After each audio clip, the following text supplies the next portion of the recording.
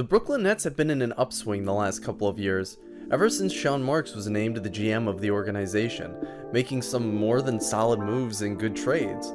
The key one being the acquisition of D'Angelo Russell and Timothy Mozgov from the Los Angeles Lakers, in exchange for Brook Lopez and the 27th pick, who would turn out to be Kyle Kuzma. A move that as of right now has worked out fairly well for both teams. While the Nets' record has been by no means great the last couple of seasons, I don't think it's necessarily indicative of the young developing talent on the roster, with players like Spencer Dinwiddie, Rondae Hollis, Jarrett Allen, and Caris LeVert to name a few, putting a lot of high upside talent guys next to D'Lo on the court.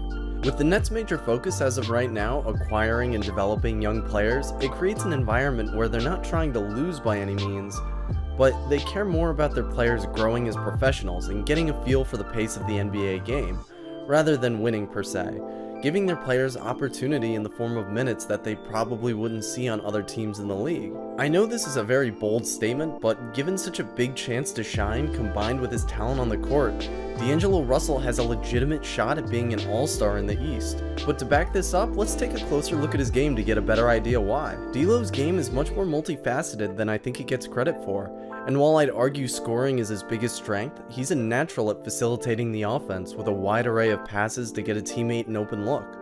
Standing at 6'5" with shoes and a wingspan of 6'9", he's got great size to play the point guard position, with the average for the position around 6'2" in shoes for height with a 6'5" wingspan. Shooting is the bread and butter of his offensive game, especially from deep, averaging close to 6 attempts per game last season and the year before that, shooting a career average of 34.4% from 3 on his career. He's got a very unique shot form with a low hop and a quick release, able to sink it off of catch and shoot opportunities or off the dribble. He's a guy that when he gets hot, can just not be stopped, going on some really crazy runs shooting from all over the court. His handles and dribbling are insane, and I'm honestly struggling to come up with ways to describe accurately just how good they are. The only thing I can say is it's evident how much effort and practice he's put into working on them. The level of control is just unbelievable. He takes advantage of his handles for a number of creative moves to get by his defender, or to just take a jump shot in the defense's face. It's not like he's a player who can only shoot from deep.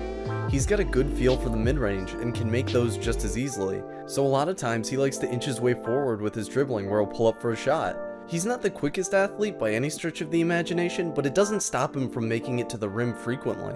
He's crafty and he moves well, especially with the ball in his hands, relying on footwork, body, and ball control to make it to the rim, where he has a variety of ways to finish, but particularly likes using the finger roll. He's good at catching the defense off guard with jab steps and pump fakes, then driving to the basket for a floater or layup. While he's not super explosive in the sense of leaping or jumping, he can definitely dunk. He doesn't do it that often, and I'm not quite sure why. It's not super important or anything. I think he might just be watching his knees, but that's total speculation on my part, and I really have no idea why. While Russell is great at scoring, and I think at this point it's what he's best recognized for, his passing game should really get much more attention than it's getting. He has some wild assists, like a bounce pass where he puts spin on the ball to better angle it, bullet passes to open men, alley-oops, no-look dimes. The guy has a really fleshed out feel for running an offense. He always has an idea where cutting teammates are and is very unselfish, going out of his way for an extra pass, and has a really high degree of skill for playing the facilitator. Although he does have some very flashy ways to move the basketball, he's not adverse to some more straightforward passes to open men, and has shown the ability to thread the needle when necessary. He likes making bounce passes in particular and going for fakes before the real pass.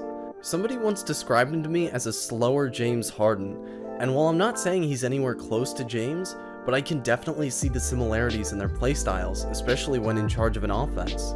He's an okay rebounder, good for the position, nothing crazy, but better than standard, in part due to his size and basketball IQ. Now looking at some areas where he might be lacking, he averages a fairly high number of turnovers with a little bit more than 3 per game as of last season, but he has the ball in his hands a lot and makes up for it with a decent amount of assists at more than 5 per game.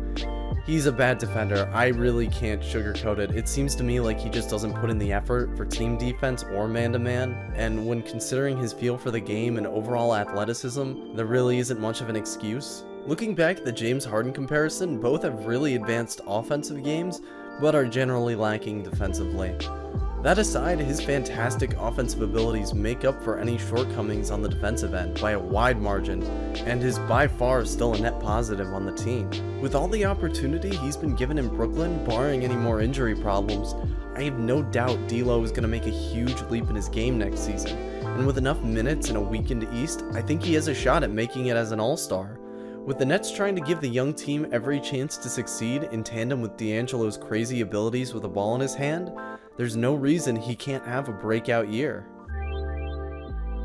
Thank you guys for watching, and I hope you enjoyed. Please like, comment, and subscribe. And if you have any suggestions for a player you'd like to see me discuss, or a team, or anything, please write about it in the comment section. And if you disagree with me, let me know. I'd love to hear what you guys think. Thank you for watching again, and I'll see you next time.